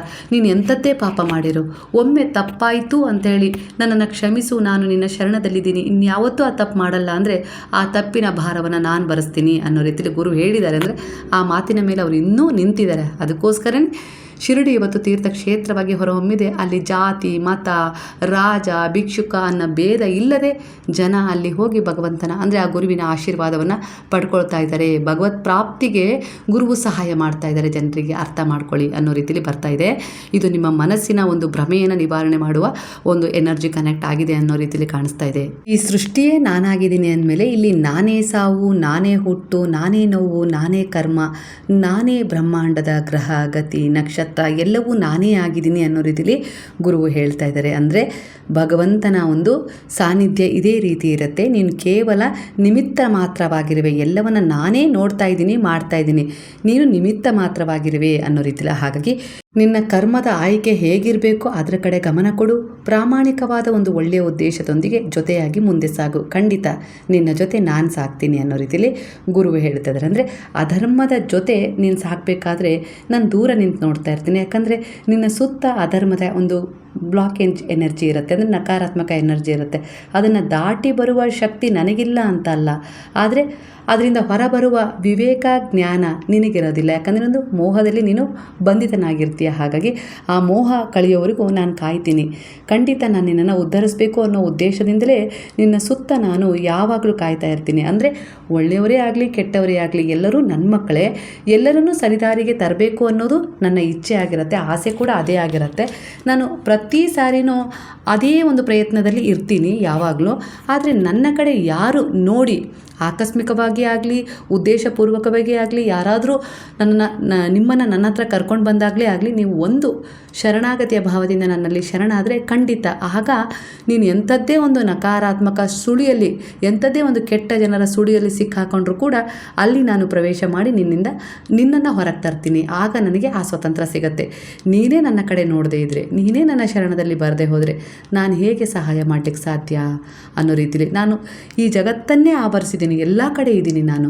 ನೀನು ನನ್ನನ್ನು ಯಾವ ಮೂಲಕ ಆಯ್ಕೆ ಮಾಡ್ಕೊಳ್ತೀವಿ ಆ ಮೂಲಕ ನಾನು ನಿನ್ನನ್ನು ಬಂದು ಸೇರ್ತೀನಿ ಅನ್ನೋ ರೀತಿಲಿ ಗುರು ಹೇಳ್ತಾ ಇದ್ದಾರೆ. ಹಾಗಾಗಿ ಇಲ್ಲಿ ನಿಮ್ಮ ಆಯ್ಕೆ ಏನಾಗಿದ್ದರೆ ಗುರುವು ಭಗವಂತನ ಶಕ್ತಿ ನಿಮಗೆ ಸಹಾಯ ಮಾಡುತ್ತೆ, ನಿಮ್ಮನ್ನು ಮಾರ್ಗದರ್ಶನ ಮಾಡುತ್ತೆ, ನಿಮಗೆ ರಕ್ಷಣೆ ನೀಡುತ್ತೆ ಅನ್ನೋದನ್ನು ನೀವೀಗ ಅರ್ಥ ಮಾಡ್ಕೊಳ್ಳೋ ಸಂದರ್ಭ ಬಂದಿದೆ. ಹಾಗಾಗಿ ಈ ಸಂದೇಶ ಇಲ್ಲಿ ಕನೆಕ್ಟ್ ಆಗಿದೆ. ಪ್ರತಿ ಕ್ಷಣ ನಾನು ನಿನ್ನ ಜೊತೆ ಇರಬೇಕು, ನಿನ್ನನ್ನು ಮಾರ್ಗದರ್ಶನ ಮಾಡಬೇಕು, ನಿನ್ನ ಕುಟುಂಬವನ್ನು ರಕ್ಷಣೆ ಮಾಡಬೇಕು, ನಿನ್ನ ಮಕ್ಕಳ ಜೊತೆ ನಾನು ಇರಬೇಕು, ನಿನ್ನ ಕೆಲಸ ಕಾರ್ಯ ವಿವಾಹ ಸಂತಾನ ಎಲ್ಲದರಲ್ಲೂ ನನ್ನ ಆಶೀರ್ವಾದ ಕೃಪೆಯನ್ನು ನೀನು ಬಯಸ್ತಾ ಇದ್ದೀಯಾ ಅಂದರೆ ಖಂಡಿತ ಧರ್ಮವನ್ನು ಆರಿಸು. ಆಗ ನಾನು ನಿನ್ನ ಸನಿಹ ಇರ್ತೀನಿ. ನಿನ್ನ ಯಾವುದೇ ರೀತಿಯ ಒಂದು ದೋಷಗಳನ್ನು ಕೂಡ ಪರಿವರ್ತನೆ ಮಾಡಿ ನಾನು ನೀನು ಬಯಸಿದ್ದನ್ನು ಕೊಡಬಲ್ಲ ಶಕ್ತಿಯುಳ್ಳ ಶಕ್ತಿಯಾಗಿದ್ದೇನೆ ಅನ್ನೋ ರೀತಿಯಲ್ಲಿ ಇಲ್ಲಿ ಒಂದು ಮೆಸೇಜ್ ಸಿಗ್ತಾ ಇದ್ದೇನೆ. ಆ ಶಕ್ತಿಯನ್ನು ಅರಿಯುವ ದಾರಿಯನ್ನು ಅರ್ಥ ಮಾಡ್ಕೋ. ಅದು ಬಿಟ್ಟು ಕೆರೆಯ ದಡದ ಮೇಲೆ ನಿಂತು ಈ ಕೆರೆಯ ಆಳವನ್ನು ಅಳಿತಾರಲ್ಲ ಆ ರೀತಿ ಯೋಚಿಸ್ಬೇಡ. ಭಕ್ತಿಯ ಆಳದಲ್ಲಿ ಇಳಿದಿದೆಯಾ ಅಂದರೆ ಸಮರ್ಪಣೆಯಾಗು ಪೂರ್ಣ ರೀತಿಯಲ್ಲಿ. ಅದರ ಆಳವನ್ನು ಹೇಗಿದೆಯೋ ಏನೋ ಎಷ್ಟಿದೆಯೋ ಏನೋ ಅನ್ನೋ ರೀತಿಲಿ ನೀನು ಅಳಿತಾ ಇದ್ದರೆ ನೀನು ಅಲ್ಲೇ ಇರ್ತೀಯಾ ಅನ್ನೋ ರೀತಿಲಿ ಗುರು ಎಚ್ಚರಿಸ್ತಾ ಇದ್ದಾರೆ ಈ ಸಮಯದಲ್ಲಿ. ಯಾಕಂದರೆ ನೀವು ಅವರಲ್ಲಿ ಪೂರ್ಣವಾಗಿ ಶರಣಾಗಿದ್ದೀರಾ, ಆದರೆ ಎಲ್ಲೋ ಒಂದು ರೀತಿಲಿ 1% ನಿಮಗೆ ಸಂದೇಹ ಕೂಡ ಕಾಡ್ತಾ ಇದೆ ಅನ್ನೋ ರೀತಿಲಿ ಕಾಣಿಸ್ತಾ ಇದೆ. ಯಾವುದೇ ದೇವರಾಗಿರ್ಬೋದು, ನೀವು ಇಷ್ಟಪಟ್ಟ ಯಾವುದೇ ದೇವರಾಗಿರ್ಬೋದು, ಎಲ್ಲರೂ ಭಗವಂತನ ಪ್ರತಿರೂಪವೇ ಆಗಿರ್ತಾರೆ. ಅಂದರೆ ನಾಮ ಹಲವು, ರೂಪಗಳು ಹಲವು ಆಗಿರ್ಬೋದು, ಆದರೆ ಸಬಕಾ ಮಾಲಿಕೆ ಕೈ ಅನ್ನೋ ಹಾಗೆ ಎಲ್ಲರ ದೇವರು ಒಬ್ಬನೇ ಆಗಿದ್ದಾನೆ, ಶಕ್ತಿ ಒಂದೇ ಆಗಿರುತ್ತೆ. ಅದನ್ನು ಅರ್ಥ ಮಾಡ್ಕೊಳ್ಳಿ ಅನ್ನೋ ರೀತಿಲಿ ಗುರುವಿನ ಒಂದು ಸಂದೇಶ ಈಗಿನ ನಿಮ್ಮ ಪ್ರಸ್ತುತ ಎನರ್ಜಿಗೆ ಕನೆಕ್ಟ್ ಆಗ್ತಾ ಇದೆ. ಅಂದರೆ ಇದು ನಿಮಗೆ ಕೆಲವು ಗೊಂದಲ ಇರ್ಬೋದು. ಯಾರೋ ಬಾಬಾ ದೇವರಲ್ಲ ಅನ್ಬೋದು, ಇಲ್ಲ ಗುರು ಅಲ್ಲ ಅನ್ಬೋದು, ಇಲ್ಲ ಅವ್ರು ಮುಸ್ಲಿಂ ಅನ್ಬೋದು, ಇನ್ನು ಯಾವುದೋ ರೀತಿಯಲ್ಲಿ ನಿಮಗೆ ಒಂದು ಗೈಡ್ ಸರಿಯಾಗಿ ಮಾಡದೇ ಇರ್ಬೋದು, ಡಿಸ್ಗೈಡ್ ಮಾಡಿರ್ಬೋದು. ಈ ರೀತಿ ಎನರ್ಜಿ ಕನೆಕ್ಟ್ ಆಗಿರೋದ್ರಿಂದ ಕೂಡ ಈ ಎನರ್ಜಿ ಇಲ್ಲಿ ನಿಮಗೆ ಕನೆಕ್ಟ್ ಆಗಿರ್ಬೋದು. ಇಲ್ಲಿ ಒಂದು ಗುರುವಿನ ಮಾರ್ಗದರ್ಶನದ ಎನರ್ಜಿ ಈ ಸಮಯದಲ್ಲಿ ಕನೆಕ್ಟ್ ಆಗ್ತಾ ಇದೆ. ಅಂದರೆ ನಿಮ್ಮ ಸಮರ್ಪಣೆ ಶರಣಾಗತಿಯ ಭಾವ ಹೇಗಿರಬೇಕು ಅಂದರೆ, ಯಾಕಂದರೆ 1% ಸಂದೇಹ ನಿಮಗಿದೆ ನಿಮ್ಮ ಪ್ರಾರ್ಥನೆ ಮೇಲೆ, ನಿಮ್ಮ ಪೂಜೆ ಮೇಲೆ, ನಿಮ್ಮ ವ್ರತದ ಮೇಲೆ. ನೀವು ಹೇಳ್ತಿದ್ದೀರಲ್ವ, ನಾನು ಮಾಡದ ವ್ರತ ಇಲ್ಲ, ಪೂಜೆ ಇಲ್ಲ, ನಾನು ಎಲ್ಲ ದೇವರನ್ನು ಆರಾಧನೆ ಮಾಡಿದ್ದೀನಿ, ನಾನು ಯಾರಿಗೂ ಕೂಡ ಕೆಟ್ಟದನ್ನು ಮಾಡಿಲ್ಲ, ಆದರೂ ಕೂಡ ನನಗೆ ಯಾಕಿಷ್ಟು ಕಷ್ಟ, ಯಾಕಿಷ್ಟು ನೋವು, ಯಾಕಿಷ್ಟು ವೇದನೆ, ಯಾಕಿಂತಹ ಜನ ನನಗೆ ಕನೆಕ್ಟ್ ಆಗಿದ್ದಾರೆ ಅನ್ನೋ ರೀತಿಯಲ್ಲಿ ನಿಮ್ಮ ವಿಚಿತ್ರವಾದ ಪ್ರಶ್ನೆಗೆ ಉತ್ತರ ಇಲ್ಲಿ ಬಾಬಾ ಯಾವ ರೀತಿ ಹೇಳ್ತಾ ಇದ್ದಾರೆ ಅಂದರೆ, ಇದಕ್ಕೆ ನಿನ್ನದೇ ಆದ ಕರ್ಮದ ಬೀಜ ಕಾರಣವಾಗಿರುತ್ತೆ. ಆದರೆ ಇಲ್ಲಿ ಸಂದೇಹ, ನೀನು ಭಕ್ತಿ ಮಾಡ್ತಾ ಇದೆಯಾ, ಪೂಜೆ ಮಾಡ್ತಾ ಇದೆಯಾ, ವ್ರತ ಮಾಡ್ತಾ ಇದೆಯಾ, ಒಳ್ಳೆಯ ಉದ್ದೇಶದ ಕರ್ಮದ ಜೊತೆ ಕನೆಕ್ಟ್ ಆಗಿದೆ, ಆದರೂ ಕೂಡ ಎಲ್ಲೋ ಒಂದು ರೀತಿಲಿ ನಿನಗೆ ನಿನ್ನದೇ ಆದ ಕರ್ಮ ಪೂಜೆ ಪುನಸ್ಕಾರದ ಮೇಲೆ ಸಂದೇಹ ಇದೆ. ಹಾಗಾಗಿ ಅಲ್ಲಿ ಅಡೆತಡೆ ಉಂಟಾಗ್ತಾ ಇದೆ ಅನ್ನೋ ರೀತಿಲಿ ಗುರುವು ಹೇಳ್ತಾ ಇದ್ದಾರೆ. ಆದರೆ ಇಲ್ಲಿ ಯಾವ ರೀತಿ ಸಮರ್ಪಣೆ ಇರಬೇಕು ಅಂದರೆ, ಸಮರ್ಪಣೆ ಹರಿಯಲ್ಲಿ ಪ್ರಹ್ಲಾದನಿಗಿತ್ತಲ್ಲ ಆ ರೀತಿ ಇರಬೇಕು, ಆಂಜನೇಯನಿಗೆ ರಾಮನಲ್ಲಿ ಇದೆಯಲ್ಲ ಆ ರೀತಿ ಇರಬೇಕು, ಅಂದರೆ ಮಾರ್ಕಂಡೇಯನಿಗೆ ಶಿವನಲ್ಲಿ ಇರುತ್ತಲ್ಲ ಆ ರೀತಿ ಸಮರ್ಪಣೆ ಇರಬೇಕು. ಆ ರೀತಿ ಸಮರ್ಪಣೆ ಇದ್ದಿದ್ದಕ್ಕೆ ತಾನೇ ಹಣೆಯ ಬರಹದಲ್ಲಿ ಅವನಿಗೆ 12 ವರ್ಷ ಆಯಸ್ಸಿತ್ತು ಮಾರ್ಕಂಡೇಯನಿಗೆ. ಆದರೆ ಅವನ ನಿಷ್ಠೆ, ಅವನ ಭಕ್ತಿ, ಅವನ ಒಳ್ಳೆಯ ಉದ್ದೇಶದ ಕರ್ಮ, ನಾಮಸ್ಮರಣೆ ಎಲ್ಲವೂ ಸೇರಿ ಅವನ ಪ್ರಾರಬ್ಧ ಕರ್ಮದಲ್ಲಿ ಏನಿತ್ತಲ್ವ ಅವನಿಗೆ 12 ವರ್ಷದಲ್ಲಿ ಸಾವು ಅಂತೇಳಿ ಅಂತಹ ಒಂದು ಹಣೆಯ ಬರಹವನ್ನೇ, ವಿಧಿ ಬರಹವನ್ನೇ ಬದಲಿಸಿದೆ ಅಂದ ಮೇಲೆ ಆ ಶಕ್ತಿ ನಿಮ್ಮಲ್ಲಿದೆ. ಅಂದರೆ ಅಂಥ ಶಕ್ತಿಯನ್ನು ನೀವು ಪರಿವರ್ತನೆ ಮಾಡ್ಕೊಳ್ಬೋದು ಭಗವಂತನ ಶರಣದಲ್ಲಿ ಹೋಗಿ, ಗುರುವಿನ ಮಾರ್ಗದರ್ಶನದಲ್ಲಿ ಅರಿವನ್ನು ಕಂಡುಕೊಳ್ಳುವ ಮೂಲಕ ಅನ್ನೋ ರೀತಿಯಲ್ಲಿ ನಿಮಗೆ ಇಲ್ಲಿ ಒಂದು ಉದಾಹರಣೆಯ ಗೈಡೆನ್ಸ್ ಕೂಡ ಕನೆಕ್ಟ್ ಆಗ್ತಾಯಿದೆ. ಯಾಕಂದರೆ ಕೆಲವೊಂದು ಸಾರಿ ನಿಮಗೆ ಅರ್ಥ ಆಗೋದಿಲ್ಲ, ಕೆಲವೊಂದು ಸಾರಿ ಅದು ನಡೆಯುತ್ತಾ ಅನ್ನೋ ರೀತಿಯಲ್ಲಿ ಕೂಡ ಯೋಚಿಸ್ತಾ ಇದ್ದೀರಾ. ಇಲ್ಲಿ ಯುಗಗಳು ಬದಲಾಗಿರ್ಬೋದು, ಅಂದರೆ ಸತ್ಯ ಒಂದೇ ಇದೆ, ಧೈರ್ಯ, ದೇವರು ಎಲ್ಲವೂ, ಆತ್ಮವಿಶ್ವಾಸ ಎಲ್ಲವೂ ಒಂದೇ ಆಗಿದೆ. ಆದರೆ ಮನುಷ್ಯನ ಮನಸ್ಸು, ಅವನ ಆಲೋಚಿಸುವ ವಿಚಾರಗಳಾಗಿರ್ಬೋದು, ಹಾಗೆ ಅವನ ಮೋಹ ಆಗಿರ್ಬೋದು, ಇವೆಲ್ಲವೂ ಇಲ್ಲಿ ಎಲ್ಲೋ ಒಂದು ರೀತಿಯಲ್ಲಿ ದುರ್ಬಲತೆಗೆ ಜಾರಿವೆ. ಹಾಗಾಗಿ ಅವನು ತನ್ನ ಶಕ್ತಿಯನ್ನೇ ಮರ್ತಿದ್ದಾನೆ ಅನ್ನೋ ರೀತಿಯಲ್ಲಿ ಕಾಣಿಸ್ತಾ ಇದೆ. ಇಂದಿನ ನಿಮ್ಮ ಕರ್ಮವನ್ನು ಸರಿಪಡಿಸ್ಕೊಳ್ತಾ ಹೋದಷ್ಟು ನಿಮ್ಮ ಹಿಂದಿನ ಜನ್ಮದ ಪ್ರಾರಬ್ಧ ಕರ್ಮವನ್ನು ನೀವು ಸುಧಾರಿಸ್ಕೊಳ್ಬೋದು, ಹಾಗೆ ಮುಂದಿನ ಭವಿಷ್ಯವನ್ನು ಸುಂದರವಾಗಿ ರೂಪಿಸ್ಕೊಳ್ಬೋದು ಅನ್ನೋ ರೀತಿಯಲ್ಲಿ ಗುರುವು ಧೈರ್ಯವಾಗಿ ನಿಮಗೆ ಒಂದು ಬ್ಲೆಸ್ಸಿಂಗ್ ಮಾಡೋದ್ರ ಜೊತೆಗೆ, ಆತ್ಮವಿಶ್ವಾಸದ ಬ್ಲೆಸ್ಸಿಂಗನ್ನು ನೀಡೋದ್ರ ಜೊತೆಗೆ ಎಚ್ಚರಿಕೆಯನ್ನು ಕೂಡ ನೀಡ್ತಾ ಇದ್ದಾರೆ. ನೀವು ಯಾವ ರೀತಿ ಕೂಡ ಈ ಎನರ್ಜಿನ ನಿಮ್ಮ ಒಂದು ಎನರ್ಜಿಗೆ ಕನ್ವರ್ಟ್ ಮಾಡಿಕೊಂಡು ನೀವು ಅದರ ಆಧಾರದ ಮೇಲೆ ಕೆಲವು ತೀರ್ಮಾನಗಳನ್ನು ತಗೊಳ್ಬೋದು. ಹಾಗೆ ಇಲ್ಲಿ ಇನ್ನೊಂದು ಉದಾಹರಣೆ ಏನಪ್ಪ ಅಂದರೆ, ಸಮರ್ಪಣೆ ಅನ್ನೋದು ಹೇಗಿರಬೇಕು. ಈಗ ಮಹಾಭಾರತದಲ್ಲಿ ದ್ರೌಪದಿಯ ವಸ್ತ್ರಾಭರಣ ನಡೀತಾ ಇರುತ್ತಲ್ಲ, ಆ ಸಮಯದಲ್ಲಿ 5 ಜನ ಗಂಡಂದಿರು ಎದುರಿಗೆ ಇರ್ತಾರೆ. ಅಲ್ಲಿ ದ್ರೌಪದಿಯ ಸಂಬಂಧಿಕರು ಎಲ್ಲರೂ ಇರ್ತಾರೆ ಅಲ್ವಾ. ಅವಳು ಪಾಂಡವರ ಪತ್ನಿ ಅಂತ ಅಂದಮೇಲೆ ಅಲ್ಲಿದ್ದವರೆಲ್ಲರೂ ಒಂದಲ್ಲ ಒಂದು ರೀತಿಯಲ್ಲಿ ಸಂಬಂಧಿಕರೇ ಆಗಿದ್ದರು ಅವಳಿಗೆ. ಅವಳು ಒಂದು ದುಶ್ಯಾಸನ ಅವಳ ಒಂದು ತಲೆಯ ಕೂದಲನ್ನು ಹಿಡಿದು ಎಳ್ಕೊಂಡು ಬರ್ತಾ ಇರ್ತಾನಲ್ಲ, ಆ ಸಮಯದಲ್ಲಿ ಅವಳು ಮೊದಲು ಎಲ್ಲರನ್ನ ನೋಡ್ತಾಳೆ, ಯಾರಾದರೂ ಬಂದು ನನ್ನನ್ನು ಕಾಪಾಡ್ತಾರಾ ಅನ್ನೋ ರೀತಿಲಿ. ದ್ರೋಣಾಚಾರ್ಯರನ್ನು ನೋಡ್ತಾಳೆ, ಭೀಷ್ಮರನ್ನು ನೋಡ್ತಾಳೆ, ಹಾಗೆ ತನ್ನ 5 ಜನ ಗಂಡರನ್ನೂ ಕೂಡ ನೋಡ್ತಾಳೆ, ಅವರ ಮುಖವನ್ನು ಕೂಡ ನೋಡ್ತಾಳೆ. ಯಾರಾದರೂ ಬರ್ತಾರಾ ಆ ಸಭೆಯನ್ನು ಅಂದರೆ ಎದುರಿಸಿ ನನ್ನನ್ನು ಬಚಾವು ಮಾಡಲಿಕ್ಕೆ ಯಾರಾದರೂ ಬರ್ತಾರಾ, ಈ ಸಮಸ್ಯೆಯಿಂದ ನನ್ನನ್ನು ಯಾರಾದರೂ ಹೊರಗೆ ತರಲಿಕ್ಕೆ ಬರ್ತಾರಾ ಅನ್ನೋ ರೀತಿಲಿ ಅವಳು ಎಲ್ಲರನ್ನ ನೋಡ್ತಾಳೆ ಕಣ್ಣುಗಳಿಂದ. ಅಂದರೆ ಯಾರಾದರೂ ನನ್ನ ಮೇಲೆ ದಯೆ, ಕರುಣೆ, ಪ್ರೇಮವನ್ನು ಹೊಂದಿ ಯಾರಾದರೂ ಈ ಕಷ್ಟದಿಂದ, ಈ ಸಮಸ್ಯೆಯಿಂದ, ಈ ಒಂದು ದುರ್ಘಟನೆ ನಡೀತಾ ಇದೆಯಲ್ಲ ಇದರಿಂದ ನನ್ನನ್ನು ಕಾಪಾಡ್ತಾರಾ ಅನ್ನೋ ರೀತಿಯಲ್ಲಿ ನೋಡ್ತಾಳೆ. ಎಲ್ಲೂ ಕೂಡ ಅಂದರೆ ಅವಳಿಗೆ ಎಲ್ಲರ ಮೇಲೆ ಭರವಸೆ ಹೋದಾಗ, ಅಂದರೆ ಅವಳು ಎಲ್ಲರ ಮೇಲೂ ಮೊದಲು ವಿಶ್ವಾಸ ಇಡ್ತಾಳೆ, ಭಗವಂತನಲ್ಲಿ ಮೊದಲು ವಿಶ್ವಾಸ ಇಡೋದಿಲ್ಲ. ಸಭೆಯಲ್ಲಿ ನೆರೆದಿದ್ದ ತನ್ನದೇ ಆದ ಸಂಬಂಧಗಳ ಮೇಲೆ ಮೊದಲು ಭರವಸೆ ಇಡ್ತಾಳೆ. ಇಲ್ಲಿರುವ ಎಲ್ಲ ಸಂಬಂಧಗಳು ನನ್ನವೇ ಆಗಿದ್ದಾವೆ, ನನ್ನನ್ನು ಯಾರಾದರೂ ರಕ್ಷಣೆ ಮಾಡ್ತಾರಾ ಅನ್ನೋ ರೀತಿಯಲ್ಲಿ ನೋಡ್ತಾಳೆ. ಆದರೆ ಅವಳ ಕಣ್ಣುಗಳಿಗೆ ನಿರಾಸೆ ಸಿಗತ್ತೆ. ಯಾರೂ ಕೂಡ ಅವಳಿಗೆ ರಕ್ಷಣೆ ಮಾಡೋಕ್ಕೆ ಬರೋದಿಲ್ಲ. ಎಲ್ಲರೂ ತಮ್ಮದೇ ಆದ ರೀತಿಯಲ್ಲಿ ತಮ್ಮ ಆತ್ಮಗೌರವವನ್ನು ಕಂಡುಕೊಳ್ಳೋಕ್ಕೆ ಪ್ರಯತ್ನಿಸ್ತಾರೆ. ಗಂಡಂದಿರು ಅಷ್ಟೇ, ತಮ್ಮ ಮಾತುಗಳ ಮೇಲೆ ತಾವು ನಿಲ್ಲಬೇಕು ಅನ್ನೋ ರೀತಿಯಲ್ಲಿ ಅವರು ಕೂಡ ತಮ್ಮ ಮಾತು ಕೊಟ್ಟಿರ್ತಾರಲ್ಲ ಆ ಮಾತಿನ ಮೇಲೆ ನಿಲ್ತಾರೆ ಅಲ್ವಾ.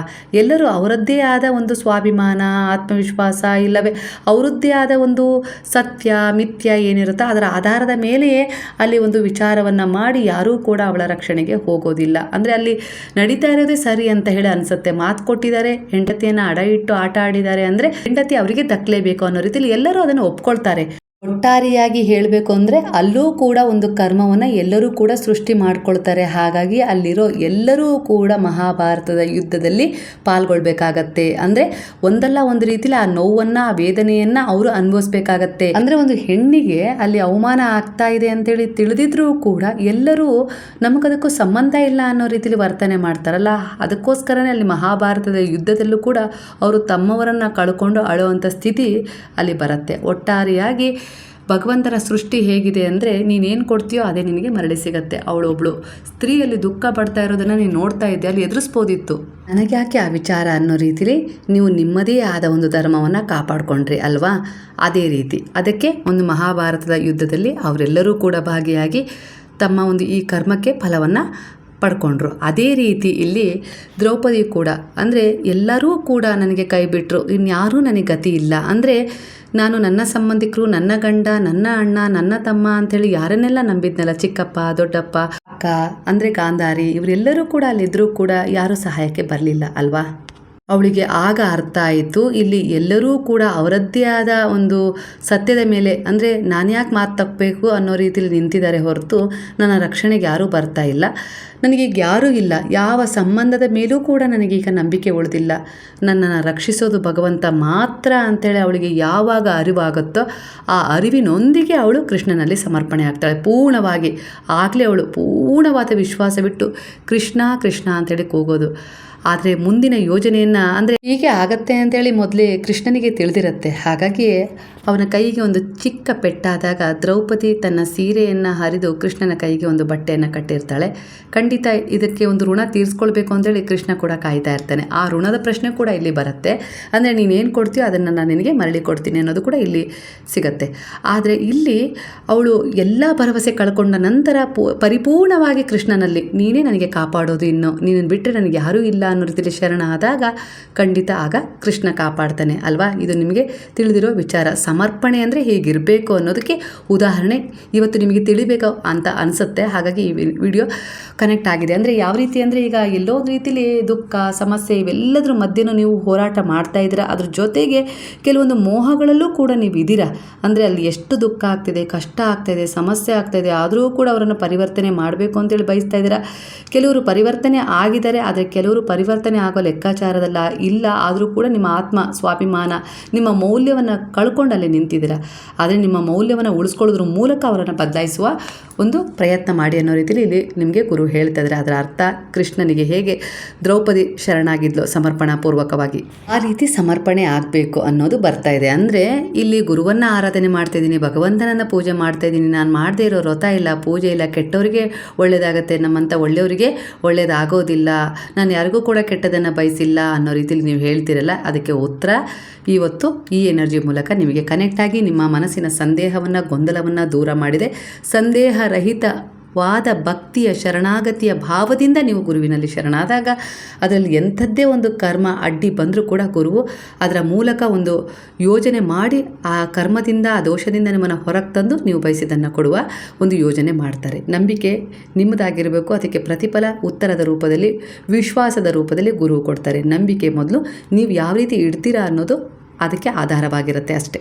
ಒಟ್ಟಾರೆಯಾಗಿ ಈಗಿನ ಸಮಯದ ಎನರ್ಜಿ ಪ್ರಕಾರ ನಿಮ್ಮ ಎನರ್ಜಿಗೆ ನಾನಿಲ್ಲಿ ಕನೆಕ್ಟ್ ಆಗ್ತಾ ಇರುವಾಗ ನನಗೆ ಮೊದಲು ಕಾಣಿಸ್ತಾ ಇರೋದು ಒಂದು ವಿಶೇಷ ಆಶೀರ್ವಾದದ ಬೆಳಕು ಕಾಣಿಸ್ತಾ ಇತ್ತು. ನೀವು ಸಾಮಾನ್ಯ ಆತ್ಮ ಅಲ್ಲ. ಜೀವನದಲ್ಲಿ ಸಾಕಷ್ಟು ಪರೀಕ್ಷೆಗಳನ್ನು ಎದುರಿಸಿದ್ರೂ ನಿಮ್ಮ ಒಳಗಿನ ದಿವ್ಯ ಶಕ್ತಿ ಇನ್ನೂ ಪ್ರಕಾಶಿಸ್ತಾ ಇದೆ. ಈ ಕ್ಷಣದಲ್ಲಿ ನಿಮ್ಮ ಸುತ್ತ ಇಲ್ಲಿ ಒಂದು ಆಶೀರ್ವಾದದ ಎನರ್ಜಿ ಮತ್ತು ಒಂದು ಕರುಣೆಯ ಎನರ್ಜಿ ಕಾಣಿಸ್ತಾ ಇದೆ. ನಾನು ಅನುಭವಿಸ್ತಾ ಇರುವಂತೆ ನಿಮ್ಮ ಮನಸ್ಸಿನಲ್ಲಿ ಈಗ ಕೆಲವು ಪ್ರಶ್ನೆಗಳಿರಬಹುದು. ಅಂದರೆ ನಾನು ತೆಗೆದುಕೊಳ್ತಿರುವ ನಿರ್ಧಾರ ಸರಿಯಾ, ನನ್ನ ಭವಿಷ್ಯ ಯಾವ ದಿಕ್ಕಿಗೆ ಸಾಗ್ತಾಯಿದೆ, ನಾನು ಕಾಯುತ್ತಿರುವ ಆಶೀರ್ವಾದ ಯಾವಾಗ ಸಿಗುತ್ತೆ ಎಂಬ ಚಿಂತನೆಗಳು ನಿಮ್ಮೊಳಗೆ ಓಡಾಡ್ತಾ ಇದೆ. ಅಂದರೆ ಅದಕ್ಕೆ ಉತ್ತರ ಈ ಒಂದು ಎನರ್ಜಿ ಕನೆಕ್ಟ್ ಆಗಿ ನಿಮಗೆ ನೀಡಿದೆ ಅನ್ನೋ ರೀತಿಯಲ್ಲಿ ಕಾಣಿಸ್ತಿದೆ. ನಿಮ್ಮ ಆತ್ಮ ಬಹಳ ಪವಿತ್ರವಾಗಿದೆ. ನೀವು ಇತರರಿಗೆ ಒಳ್ಳೆಯದನ್ನು ಬಯಸುವ ಹೃದಯವನ್ನು ಹೊಂದಿದ್ದೀರಾ. ಈಗ ಕೆಲವು ಉದ್ದೇಶಗಳನ್ನು ಬದಲಾಯಿಸ್ಕೊಂಡಿದ್ದೀರಾ. ಅದಕ್ಕಾಗಿಯೇ ಬ್ರಹ್ಮಾಂಡವು, ನೀವು ನಂಬಿದ ಗುರುವು, ನೀವು ನಂಬಿದ ದೈವಶಕ್ತಿ ನಿಮ್ಮನ್ನು ನಿಧಾನವಾಗಿ ಆದರೆ ಖಚಿತವಾಗಿ ನಿಮ್ಮ ಸರಿಯಾದ ಗಮ್ಯದತ್ತ ನಿಮ್ಮನ್ನು ನಡೆಸ್ತಾ ಇದೆ ಅನ್ನೋ ರೀತಿಯಲ್ಲಿ ಕಾಣಿಸ್ತಿದೆ. ನಂಬಿಕೆಯನ್ನು ಕಳ್ಕೊಳ್ಬೇಡಿ. ಇನ್ನೂ ಏನೂ ಮುಗಿದಿಲ್ಲ. ನೀವು ಕಾಯ್ತಾ ಇರುವ ಉತ್ತರ, ಅವಕಾಶ ಅಥವಾ ಆಶೀರ್ವಾದ ನಿಮ್ಮ ಕಡೆಗೆ ಬರ್ತಾ ಇದೆ. ಈಗ ನಿಮ್ಮ ಕೆಲಸ ಕೇವಲ ನಂಬಿಕೆ ಇಟ್ಟು ಮುಂದೆ ಸಾಗೋದಾಗಿರುತ್ತೆ. ಹಾಗೆ ನಿಮ್ಮೊಳಗೆ ಈಗಾಗಲೇ ಸಾಕಷ್ಟು ಸಾಮರ್ಥ್ಯ, ಜ್ಞಾನ ಮತ್ತು ಪ್ರೀತಿ ಇದೆ. ಕರುಣೆ, ದಯೆ, ಸ್ವಭಾವವನ್ನು ಕೂಡ ನೀವು ಅಳವಡಿಸ್ಕೊಂಡಿದ್ದೀರ. ನಿಮ್ಮ ಮೌಲ್ಯವನ್ನು ಕಡಿಮೆ ಅಂದಾಜು ಮಾಡ್ಕೊಳ್ತಾ ಇಲ್ಲ. ನೀವು ತೆಗೆದುಕೊಳ್ತಾ ಇರುವ ಮುಂದಿನ ನಿರ್ಧಾರಗಳನ್ನು ಕೂಡ ಭಯದಿಂದ ಅಲ್ಲ, ಆತ್ಮವಿಶ್ವಾಸದಿಂದ ತಗೊಳ್ತಾ ಇದ್ದೀರಾ. ಹಾಗೆ ನಿಮ್ಮ ಜೀವನದಲ್ಲಿ ಹೊಸ ಅಧ್ಯಾಯ ಆರಂಭವಾಗ್ತದೆ. ಹಳೆಯ ನೋವುಗಳನ್ನು ಹಿಡಿದಿಟ್ಕೊಂಡಿಲ್ಲ, ನೀವೀಗ ಬಿಟ್ಬಿಡ್ತಾ ಇದ್ದೀರಾ. ನಿಮ್ಮ ಆತ್ಮ ಈಗ ಬೆಳವಣಿಗೆ, ಸಮೃದ್ಧಿ ಮತ್ತು ಆಶೀರ್ವಾದಗಳನ್ನು ಸ್ವೀಕರಿಸಲು ಸಿದ್ಧವಾಗಿದೆ. ಖಂಡಿತ ಅಬಂಡೆನ್ಸ್ ನಿಮ್ಮ ಒಂದು ನಂಬಿಕೆಗೆ ಅನುಸಾರವಾಗಿ ನಿಮ್ಮ ಕಡೆ ಆಕರ್ಷಣೆ ಆಗ್ತದೆ. ನಿಮ್ಮದೇ ಆದ ಒಂದು ಯಾವುದನ್ನು ಬಯಸ್ತಾ ಇದ್ರೋ ಆ ಬಯಕೆಯ ರೂಪದಲ್ಲಿ ನೀವು ಈ ಸಂದೇಶವನ್ನು ಕೇಳ್ತಾ ಇರೋದೇ ಒಂದು ಯಾದೃಚ್ಛಿಕ ಘಟನೆ ಅಲ್ಲ ಅನ್ನೋ ರೀತಿಯಲ್ಲಿ ಬರ್ತದೆ. ಈ ಕ್ಷಣದಲ್ಲಿ ನೀವು ನಂಬಿದ ಗುರುವು, ಬ್ರಹ್ಮಾಂಡ, ಶಕ್ತಿ ನಿಮ್ಮ ಕಿವಿಯಲ್ಲಿ ನಿಧಾನವಾಗಿ ಹೇಳ್ತಾ ಇದೆ, ನೀನು ಆಶೀರ್ವದಿತ ಆತ್ಮ, ನಿನ್ನ ದಾರಿ ತೆರೀತಾ ಇದೆ. ನಿನ್ನ ಹೃದಯದ ಧ್ವನಿ ನಂಬು, ಮುಂದಿನ ಹೆಜ್ಜೆನ ಧೈರ್ಯದಿಂದ ಇಡು, ನಾನು ನಿನ್ನ ಜೊತೆಗಿದ್ದೀನಿ ಅನ್ನೋ ರೀತಿಯಲ್ಲಿ. ಹಾಗಾಗಿ ಇವತ್ತಿನ ಎನರ್ಜಿ ನಿಮ್ಮನ್ನು ತುಂಬ ಹೀಲ್ ಮಾಡಿದೆ, ಗೈಡ್ ಮಾಡಿದೆ, ಹಾಗೆ ಪ್ರೊಟೆಕ್ಟಿವ್ ಎನರ್ಜಿಯಲ್ಲಿ ನಿಮ್ಮನ್ನು ಕನೆಕ್ಟ್ ಮಾಡಿದೆ ಅಂದರೆ ಖಂಡಿತವಾಗಿ ಕೃತಜ್ಞತೆಯನ್ನು ಸಲ್ಲಿಸಬೇಕಾಗತ್ತೆ. ಹಾಗಾಗಿ ನಾನು ಯಾವಾಗಲೂ ಹೇಳೋದು, ಒಂದು ಕೃತಜ್ಞತಾಪೂರ್ವಕವಾಗಿ ಸಾಯಿರಾಮ್ ಅಂತೇಳಿ ಕಮೆಂಟ್ ಮಾಡಿ ಅನ್ನೋದು. ಯಾಕಂದರೆ ಯಾವುದೇ ಒಂದು ಮಾರ್ಗದರ್ಶನ ಸಿಕ್ಕಿದೆ, ಯಾವುದೇ ಒಂದು ಗೈಡೆನ್ಸ್ ಸಿಕ್ಕಿದೆ, ಅದರ ಆಧಾರದ ಮೇಲೆ ನೀವು ಬದಲಾದ್ರಿ ತೀರ್ಮಾನ ತಗೊಳ್ತಾ ಇದ್ದೀರಾ, ಇದು ಸರಿ ಅಂತೇಳಿ ನಿಮಗೆ ಅನ್ನಿಸ್ತಾ ಇದೆ, ಅದರ ಆಧಾರದ ಮೇಲೆ ಕೆಲವು ತಪ್ಪುಗಳನ್ನು ತಿದ್ಕೊಳ್ತಾ ಇದ್ದೀರಾ ಅಂದರೆ ಆ ಒಂದು ಸಂದೇಶ ನಿಮಗೆ ತುಂಬಾ ಒಂದು ಬದಲಾವಣೆಯನ್ನು ತಂದಿರುತ್ತೆ. ಹಾಗಾಗಿ ಆ ಸಂದೇಶಕ್ಕೆ ಅಂದರೆ ಯಾವ ಎನರ್ಜಿಗೆ ನೀವು ಕನೆಕ್ಟ್ ಆಗಿ ಅದನ್ನು ಪಡ್ಕೊಂಡಿರ್ತೀರಲ್ಲ, ಆ ಒಂದು ದೈವ ಶಕ್ತಿಗೆ ನೀವು ಒಂದು ಕೃತಜ್ಞತಾಪೂರ್ವಕವಾಗಿ ಒಂದು ಕೃತಜ್ಞತೆಯನ್ನು ಸಲ್ಲಿಸಬೇಕಾಗತ್ತೆ. ಹಾಗಾಗಿ ನಾನು ಆ ಕೃತಜ್ಞತೆಯನ್ನು ಈ ರೀತಿಯಾಗಿ ಒಂದು ಸಾಯಿರಾಮ್ ಕೃತಜ್ಞತೆಯನ್ನು ಸಲ್ಲಿಸುವ ಮೂಲಕ ಸಾಯಿರಾಮ್ ಅಂತೇಳಿ ಕಮೆಂಟ್ ಮಾಡಿ ಅಂತ ಹೇಳೋದು ಅದಕ್ಕೋಸ್ಕರನೇ. ಅಂದರೆ ನೀವೊಂದು ಋಣದಲ್ಲಿರಬಾರ್ದು, ಆ ಋಣ ಕೃತಜ್ಞತೆಯ ಮೂಲಕ ನೀವು ಹೊರಗೆ ಹಾಕಬೇಕು ಅನ್ನೋದು ಉದ್ದೇಶ. ಹಾಗಾಗಿ ನೀವೊಂದು ಲೈಕ್ ಮಾಡ್ತಿರೋ ಇಲ್ಲೋ ಗೊತ್ತಿಲ್ಲ, ಆದರೆ ಕೃತಜ್ಞತೆಯ ಪೂರ್ವಕವಾಗಿ ಸಾಯಿರಾಮ್ ಅಂತ ಹೇಳಿ ಕಮೆಂಟ್ ಮಾಡೋದನ್ನು ಮರಿಬೇಡಿ ಸ್ನೇಹಿತರೆ. ಹಾಗಾದರೆ ಈಗೆಲ್ಲರೂ ಸೇರಿ ಹೇಳೋಣ, ಹರೇ ರಾಮ ರಾಮ ರಾಮ ಹರೇ ಹರೇ, ಹರೇ ಕೃಷ್ಣ ಕೃಷ್ಣ ಕೃಷ್ಣ ಹರೇ ಹರೇ, ಹರೇ ಸಾಯಿ ಸಾಯಿ ಸಾಯಿ ಹರೇ ಹರೇ, ಹರೇ ಬಾಬಾ ಬಾಬಾ ಬಾಬಾ ಹರೇ ಹರೇ, ಹರೇ ದತ್ತ ದತ್ತ ದತ್ತ ಹರೇ ಹರೇ.